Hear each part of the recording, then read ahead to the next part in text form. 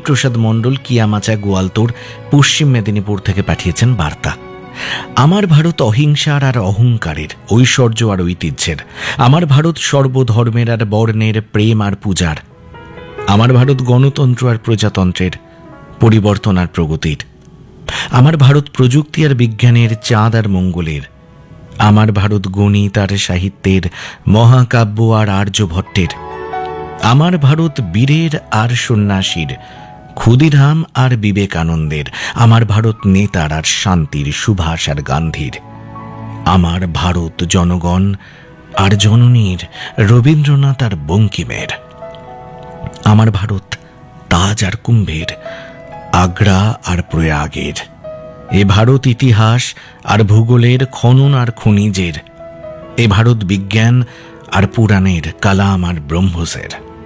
এ ভারত শিল্প আর সংস্কৃতির, অজন্তা আর কথা কলির।